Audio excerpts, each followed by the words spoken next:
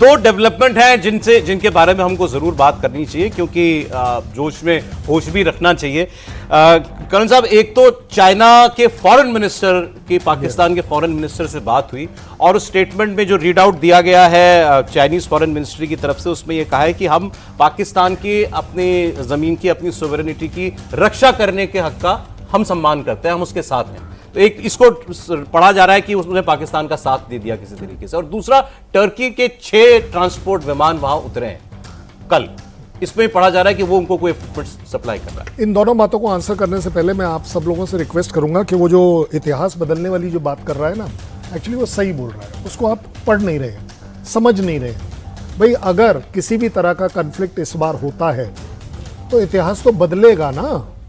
पाकिस्तान रहेगा सिर्फ पंजाब, अफगानीज जो हैं वो खैबर पख्तूनख्वा को अलग कर लेंगे, सिंध अपने आप को अलग मान रहा है और बलूचिस्तान बोलता है ना कभी हम थे, ना होंगे, ना रहेंगे।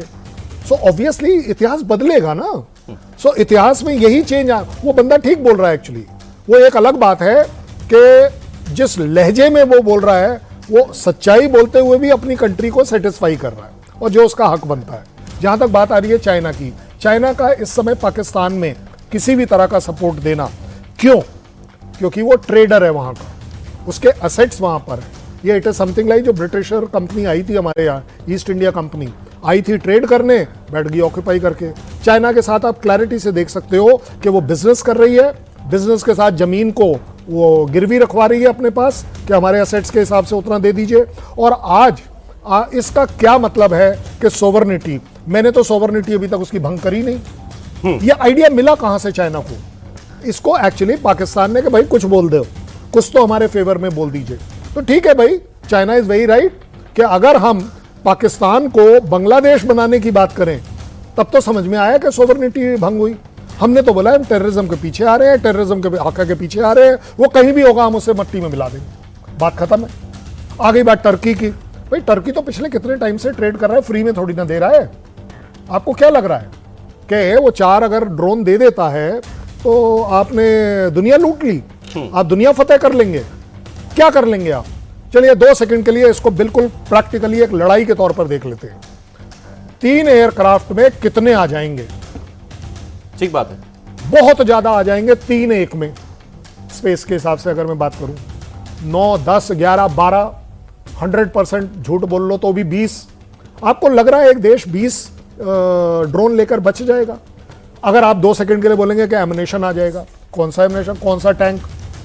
एक्चुअली अगर देखा जाए टर्की का तो सिर्फ एक ड्रोन ही फेमस है ना पूरी दुनिया में। TB2 कोई ड्रोन है, मैं इसीलिए बोल रहा हूं, एक सिर्फ ड्रोन ही उनका फेमस है। ले लीजिए, आप अपना ड्रोन कहां उड़ाएंगे? अपने आप को डिफेंड करने के लिए या एग्रेशन करने के लिए? क्योंकि सोवरनिटी की अगर बात आ रही है, that means Pakistan already clear कर रहा है कि इंडिया हमारे ऊपर आएगा। ठीक है सर, जो हमारा एम नहीं है। ये किसी तरह का कोई कंसर्न है टर्की का उनको कुछ मिलिट्री सप्लाईज देना? देखिए, इससे पहले कि उस पे आए, आसिम सलीम बाजवा की बात की इन्होंने, जनरल बाजवा की, वो जो एक्सपोजर था वो मैंने ही किया था। उसके पापा जॉन्स का जो पिज़्ज़ा, तो वो समय की बहुत ब्रेकिंग न्यूज थी। और वो सदर्न कमांड के आर्मी कमांडर भी रहे बलूचिस्तान में, आसिम सलीम बाजवा, और DG ISPR भी थे। तो आप ISPR का जो प्रोपेगेंडा देखते हैं ना, इसकी नींव उसने रखी थी, उसी इंसान ने। और जहां तक टर्की की बात है, देखिए टर्की हमेशा से ही फेमस रहा है पाकिस्तान को सपोर्ट के लिए, और हमेशा से करते रहे हैं, कोई नई बात नहीं है। उन्होंने जो पाकिस्तान का भी जो सो कॉल्ड इंडिजिनस जो ड्रोन है, वो क्या है, जो बुराक उन्होंने बनाया हुआ है, वो भी टर्की ने ही उड़ता है, उड़ जाता है।